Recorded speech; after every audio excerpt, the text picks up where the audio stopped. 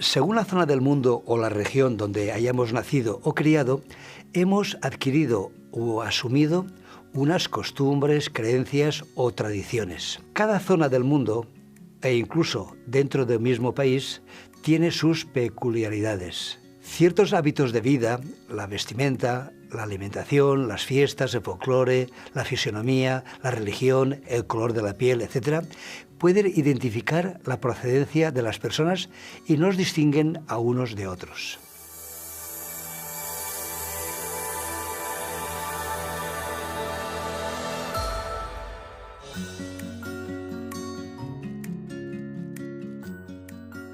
Hay un argumento que no siempre ha sido bien empleado. Esto siempre ha sido así. O desde que nacimos, esto siempre se ha hecho de tal manera. Con ello se trata, a veces, de mantener o disculpar cierta forma de actuar o de pensar y de dar fiabilidad a tal o cual costumbre. Además, no es cierto, pues todo tuvo un comienzo o un punto de partida en algún momento de la historia. Basta con pensar un poco en la gran cantidad de mitos que existen, que se han inventado y que por lo tanto han tenido un principio. Es peligrosa esta forma de razonar, pues en otros lugares siempre se ha hecho de forma distinta. ¿Y quién tiene razón? Lo malo de conformarse con la idea de que siempre ha sido así es que la mayoría de los que razonan de esta forma se aferran a su idea y no aceptan la posibilidad de estar equivocados, ni siquiera intentan averiguar las razones o el por qué piensan así. Rechazan cualquier diálogo objetivo con quien piensa de forma diferente y, por supuesto, no suelen aceptar otra idea distinta a la que siempre han recibido y mantenido.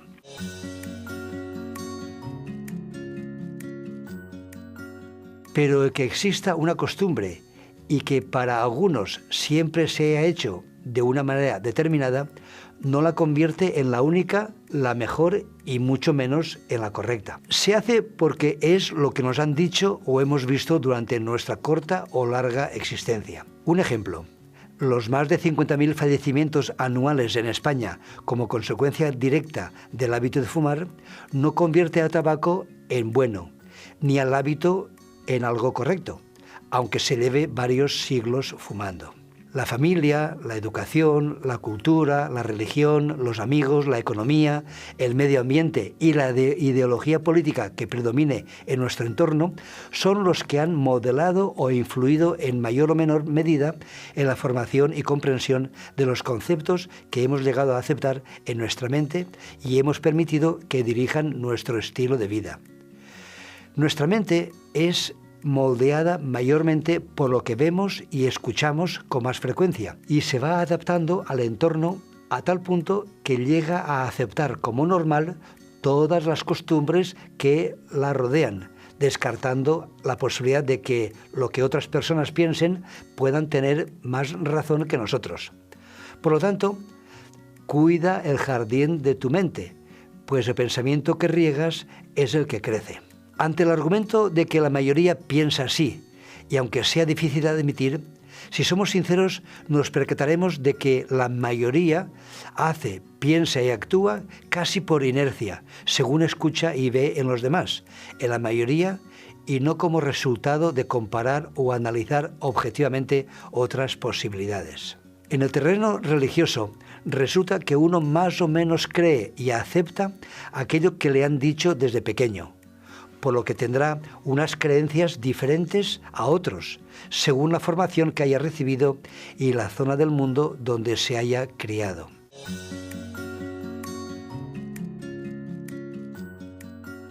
Permíteme un ejemplo para comprender mejor esta idea. Durante unos años estuve yendo con mi familia a visitar un familiar cercano. Para ir en coche a la calle donde vivía, era necesario tomar un desvío a la izquierda en una calle principal, pero había línea continua, por lo que no se debía girar.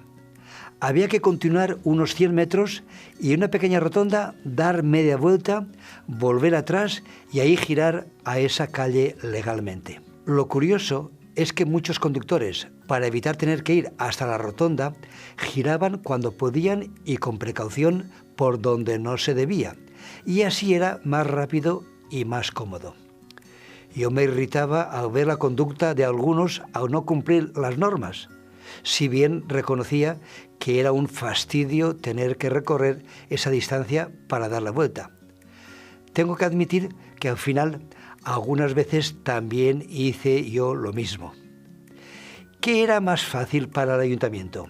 ¿Cambiar la actitud, la costumbre, la mentalidad y la comodidad de los conductores o cambiar la ley? Después de varios años, el ayuntamiento, viendo el hábito de los conductores, decidió legalizar esa costumbre poniendo un semáforo y así regular el giro a la izquierda. Pudo más la tradición y la costumbre de los conductores que el mantener el cumplimiento de la ley. Este ejemplo nos sirve para introducirnos en la idea de que, a través de los siglos, la tradición ha ido modificando costumbres y leyes establecidas en la sociedad. Veamos algunos ejemplos. En la época actual, y en un buen número de países, tenemos asumido que la semana empieza el lunes y termina en domingo, pues así lo vemos en los calendarios. En el diccionario enciclopédico Espasa, de 12 volúmenes, en su octava edición del año 1978 dice: domingo, primer día de la semana. Sábado, séptimo y último día de la semana. Debido a la costumbre repetida y reinante en nuestra sociedad, si a alguien le decimos que el domingo es el primer día de la semana, nos mirará con extrañeza, pues lo que siempre ha oído y visto es diferente. Tanta es la fuerza de la costumbre que hay diccionarios recientes donde lo han modificado y ahora dicen que el domingo es el séptimo y último día de la semana, contradiciendo a los diccionarios más antiguos. Son muchos los países donde en sus calendarios sigue estando el domingo como primer día de la semana, aunque sea feriado. En el idioma portugués, por ejemplo, se dice domingo, segunda-feira, terça-feira, cuarta-feira, quinta-feira, sexta-feira y sábado, manteniendo el domingo como primer día de la semana. Igual ocurre en la cultura hebrea, donde solo el séptimo día tiene nombre, sábado, y los demás días se les nombra por su número, siendo primer día de la semana el siguiente del sábado. En países de cultura árabe, el fin de semana es el viernes y el sábado, siendo el domingo el primer día de la semana y día laborable. Pero debido a la influencia del occidente y quizá también por motivos económicos, ya están extendiendo el fin de semana desde el viernes a mediodía hasta el domingo. Y así va cambiando poco a poco la mentalidad. Permíteme otro ejemplo. Todos los historiadores y teólogos sabemos que Jesús no nació en invierno. El paganismo celebraba el día del nacimiento de su Dios, el sol, con música, comidas, familia, jolgorio, etc. Cuando miles de personas que provenían del paganismo se convirtieron al cristianismo, y al echar de menos esa fiesta tan bonita que habían tenido hasta entonces, se fue introduciendo la idea de celebrar también el día del nacimiento de Jesús. Pero al desconocer la fecha, se fueron adaptando y uniendo a la que ya el resto del imperio celebraba, el 25 de diciembre. Y ahora el cristianismo en general recuerda y celebra en esa fecha el nacimiento de Jesús, pero no por ser ese día, sino por ser la fecha copiada de la religión pagana y mantenida por la tradición.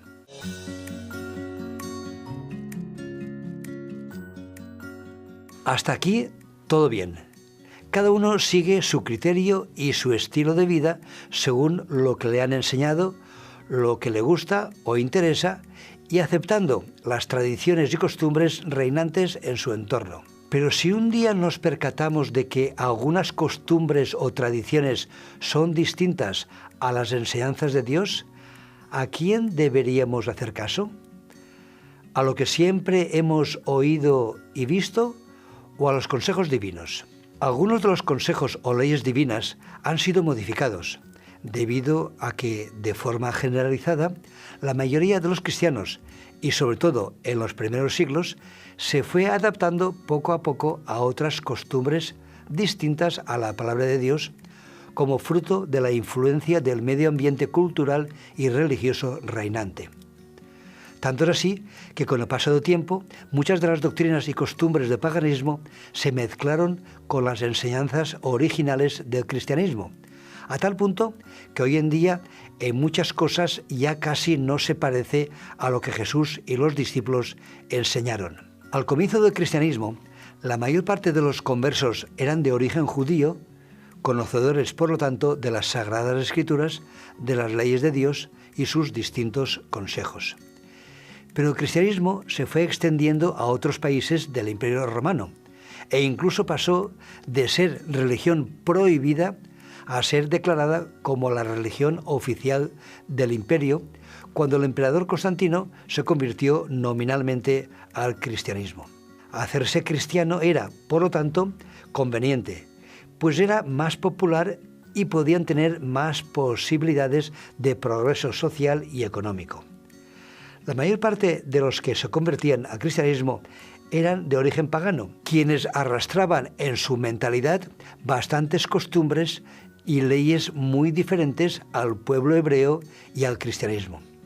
Se convertían a la religión oficial, la que convenía, la popular, la del Estado, pero continuaban con sus costumbres tradicionales, hasta el punto en que la mayoría siguió observando sus hábitos religiosos antiguos.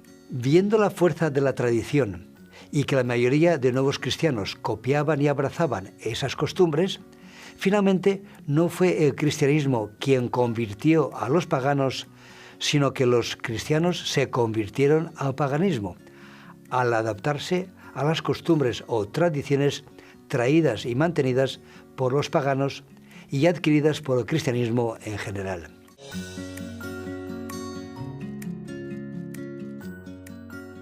Los paganos tenían multitud de dioses a quienes adoraban mediante imágenes talladas. Cuando las multitudes se hicieron cristianas, no cambiaron sus costumbres y siguieron adorando dichas imágenes, por lo que las autoridades religiosas cristianas, y tras muchas décadas de duda y lucha, cuando se apoderaban de las basílicas y templos romanos, decidieron no el quitarles esa costumbre tan arraigada, nada fácil por cierto, sino que las siguieran adorando, pero ahora con nombres cristianizados.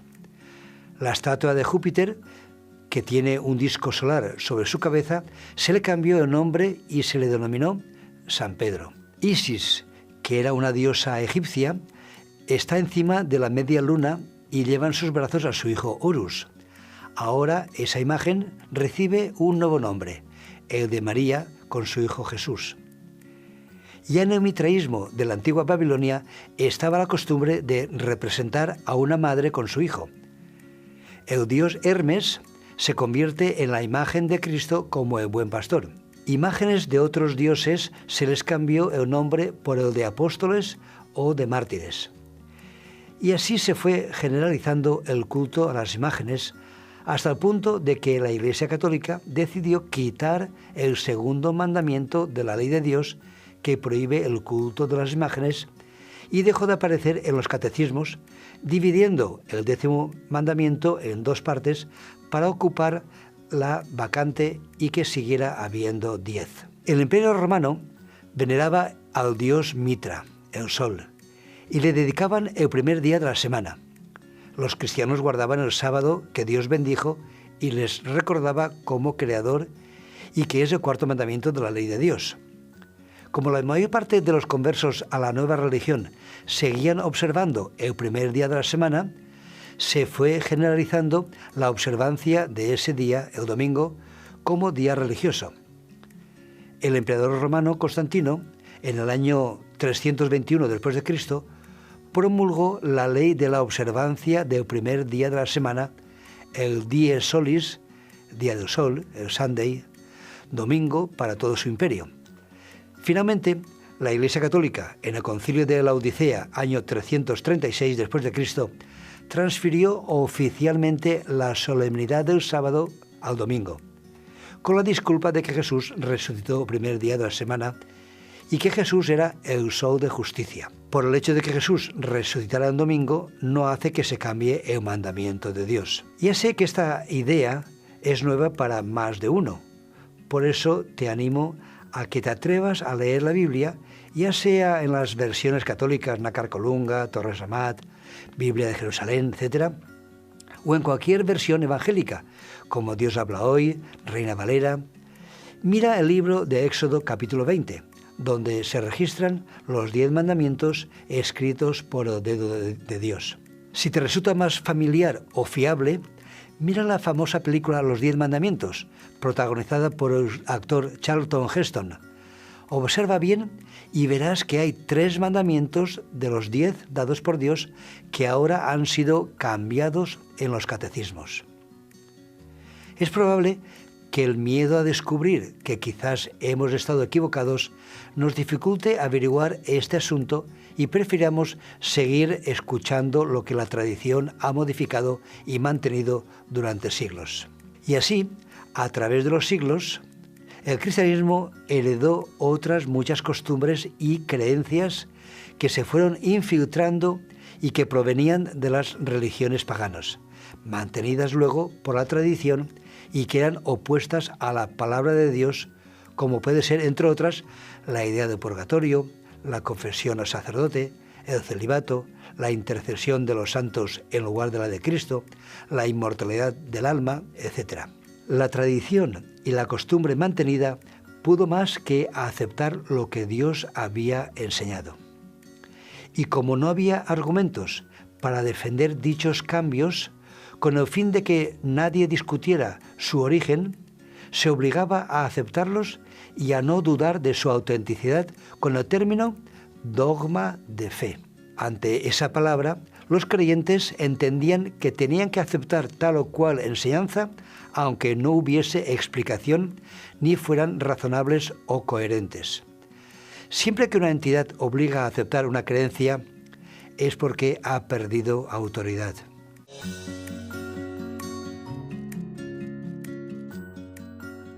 El diablo, siempre en contra de Dios y su palabra, para evitar que los creyentes sinceros pudieran comparar y comprobar las modificaciones y cambios en las enseñanzas y consejos de Jesús a través de la infiltración de doctrinas falsas, y para que no fueran una amenaza, utilizó a las autoridades religiosas durante varios siglos para prohibir la posesión y la lectura de la Biblia, bajo pena de muerte. Cientos de miles de creyentes fueron perseguidos, torturados, y decenas de miles murieron en la celda, a espada, en la horca o en la hoguera, todo por asirse a lo que decía la Biblia. Esto ocurrió sobre todo entre los siglos XV y XVIII, en lo que se denominó Santa Inquisición. Y así la mayor parte de la cristiandad, al no tener acceso a la palabra de Dios de forma personal, ponían su credibilidad en las enseñanzas de los dirigentes religiosos de su época. Puesto que la mayor parte de la cristiandad ha sido educada en la mentalidad católica, ellos lo tienen claro. Han aprendido que cuando una doctrina se ha ido introduciendo en la práctica religiosa y ya forma parte de la tradición cristiana, entonces se le da más valor a dicha tradición que a la palabra de Dios, pues dicen es más reciente y está aceptada y avalada por los dirigentes religiosos. Según la enseñanza de la Iglesia Católica, el Papa tiene la misma autoridad que Cristo y puede incluso modificar la ley de Dios y cambiar doctrinas. Y si aprueba tal o cual enseñanza, aunque sea contraria a la palabra de Dios, tiene total validez para el creyente católico actual. Además, y para que no hubiese discusión ni dudas sobre la validez de los cambios realizados, en el Concilio Vaticano I, año 1870, se aprobó por algo más de la mitad de los reunidos que el Papa era infalible cuando habla ex cátedra, es decir, no se equivoca.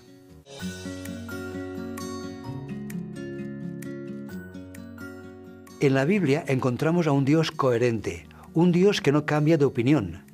Salmos 89:34 dice: no olvidaré mi pacto, ni mudaré lo que ha salido de mis labios. Isaías 48, la hierba se seca y se marchita la flor, mas la palabra del Señor nuestro permanece para siempre. El profeta Moisés escribió: no añadiréis nada a la palabra que os mando, ni quitaréis de ella, para que guardéis los mandamientos del Eterno vuestro Dios que os ordeno. Entre el pueblo judío, y en su noble intención de ser muy fieles a Dios, añadieron más leyes de las que Dios mismo había ordenado. Jesús fue totalmente leal a los consejos de Dios, no se le podía imputar ningún pecado. Sin embargo, los dirigentes religiosos le acusaron de no cumplir con algunas de las enseñanzas de su época. Jesús no las consideró que fueran de Dios, sino de la tradición. Cuando a Jesús se le hacían preguntas respecto a lo que era y no era correcto, él solía contestar: ¿qué dice la Escritura? Siempre usó la Biblia como referencia para indicar lo que Dios había dicho. Nunca recurrió a las enseñanzas o tradiciones que se fueron incorporando a la religión tradicional. Jesús habló de la inmutabilidad de la ley de Dios. No penséis que he venido a abolir la ley o los profetas. No he venido a abolir, sino a cumplir.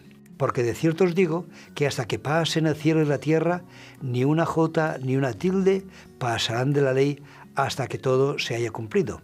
Jesús dijo: y conoceréis la verdad, y la verdad os hará libres. Juan 8:32. Dice: conoceréis, no ignoréis. Nos anima a conocer lo que Dios dice, no lo que dice la tradición. El apóstol Pablo dijo: mirad que nadie os engañe con filosofías y huecas sutilezas, basadas en las tradiciones de los hombres conforme a los elementos del mundo y no según Cristo. El autor del libro Hechos de los Apóstoles dice de ciertos oyentes: y estos eran más nobles que los de Tesalónica, pues recibieron la palabra con toda solicitud, escudriñando cada día las Escrituras para ver si estas cosas eran así. Hechos 17:11. El apóstol Pablo dijo: Jesús es el mismo ayer, hoy y por los siglos. Hebreos 13:8. Por lo tanto, su palabra y consejos también.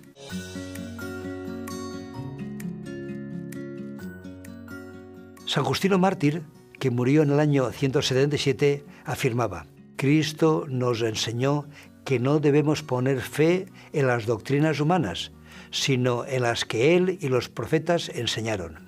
San Basilio Magno declara: el anular cualquier cosa que se halla en las Sagradas Escrituras o el introducir otra cosa cualquiera que no esté en ellas es una apostasía de la fe y un crimen presuntuoso. San Eusebio, en el Concilio de Nicea, año 325, en presencia de 318 obispos allí reunidos, exclamó: creed las cosas que están escritas. Las cosas que no están escritas, ni penséis en ellas ni las examinéis. San Agustín afirmó: nada más queremos oír de tú dices y yo digo, sino oigamos el así dice el Señor. Indudablemente existen libros del Señor a cuya autoridad ambos damos nuestro consentimiento, sumisión y obediencia. En ellos, pues, busquemos la Iglesia y en ellos discutamos nuestra disputa. El célebre Orígenes, escritor del siglo III, dice: nuestras aseveraciones y discursos no tienen ningún peso. Las Escrituras son los testigos que no podemos recusar.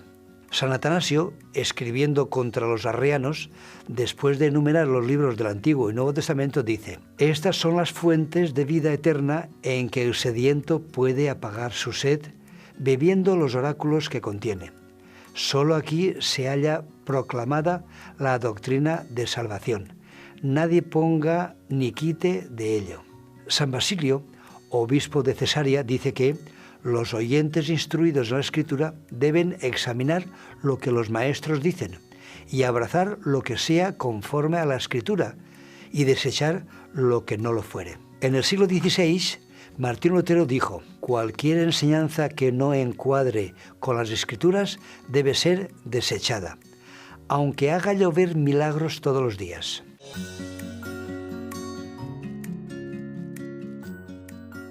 Permitidme un par de ejemplos.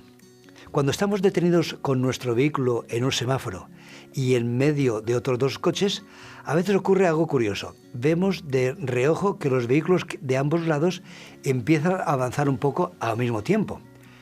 Nuestra primera percepción es que el nuestro está yendo hacia atrás. ¿Retrocede el nuestro o avanzan los otros dos? O imaginemos que estamos dentro del tren o del metro en la estación y hay otro tren en la otra vía. Se cierran las puertas de ambos trenes y el otro parece que se mueve. ¿Nuestro tren avanza o es el otro el que arranca en sentido contrario? Pues tanto para el ejemplo del coche o del tren, nuestra referencia es mirar a algo que no se mueva, que esté fijo.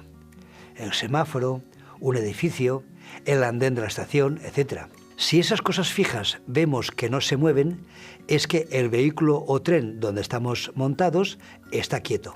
Si se mueven las paredes, las casas o el semáforo, entonces es que nuestro vehículo o tren se está moviendo. ¿En qué basar nuestra fe y nuestra creencia? ¿En cosas que se mueven y cambian con el correr del tiempo? Eso tiene el inconveniente de que lo que en una época se consideraba bueno, más tarde quizás haya cambiado y sea considerado de forma diferente. Además, está el inconveniente de que, como las tradiciones son cosas que han ido surgiendo o han sido inventadas por las personas y añadidas a los hábitos de la sociedad, los seres humanos, falibles, nos equivocamos y por eso muchas veces hay que rectificar lo dicho. Las mentalidades cambian y las costumbres también. Mejor será basar nuestra fe y confianza en algo fijo y no en algo que cambia. El apóstol Pedro repitió las palabras del profeta Isaías: la hierba se seca y la flor se cae, pero la palabra del Señor permanece para siempre. La palabra de Dios es siempre la misma. La tradición es cambiante y nunca debería estar por encima de las enseñanzas de Jesús. Siempre lo que nuestro Dios de amor nos ha aconsejado será no solamente lo correcto, sino que será lo mejor para nuestras vidas.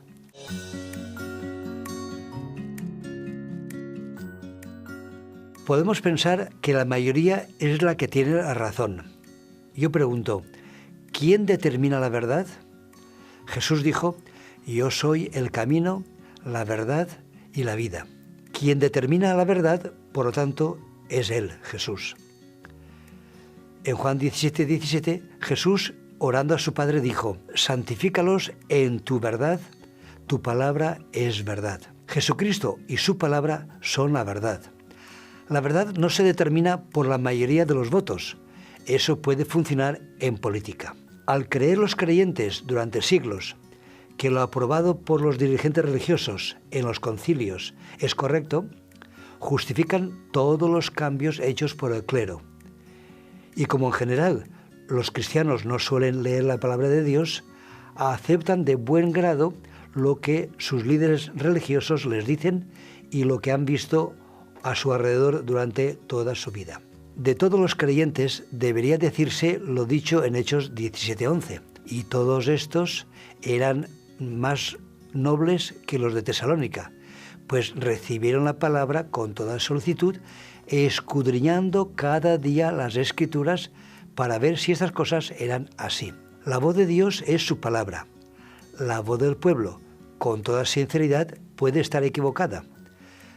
Tradición, sí, siempre y cuando esté de acuerdo con la palabra de Dios. Son muchas las personas que consciente o inconscientemente aceptan las enseñanzas religiosas que nos han llegado por la tradición y creen que es la palabra de Dios. Podemos estar completa y sinceramente equivocados. El rey Salomón dijo: hay camino que parece derecho, pero que al final conduce a la muerte. Seguro que a nadie de nosotros le gustaría que Jesús le dijese las mismas palabras que pronunció y dirigió a los dirigentes religiosos de su época. Entonces se acercaron a Jesús ciertos escribas y fariseos de Jerusalén diciendo: ¿por qué tus discípulos quebrantan la tradición de los ancianos? Respondiendo les dijo: ¿por qué vosotros también quebrantáis el mandamiento de Dios por vuestra tradición? Habéis invalidado el mandamiento de Dios por vuestra tradición, enseñando como doctrinas mandamientos de hombres. Si nos llamamos cristianos es porque somos seguidores de Cristo, no de una iglesia. Y si somos seguidores de Cristo, haremos bien en aceptar los consejos que Jesús nos dejó por escrito. La iglesia cristiana nunca tendrá más importancia que el fundador de la misma, y sus enseñanzas nunca tendrán más valor que las que Cristo mismo enseñó. Es a Cristo a quien tenemos que agradar, no a la iglesia. La pena es que muchos se sienten más seguros aferrándose a aquello que han oído siempre, en lugar de abrir sus ojos y descubrir lo que realmente Cristo nuestro Salvador nos enseñó. Satanás nos aparta la mirada de Cristo para seguir tradiciones que no son de Dios. ¿Obedecemos a Dios o desobedecemos a Dios?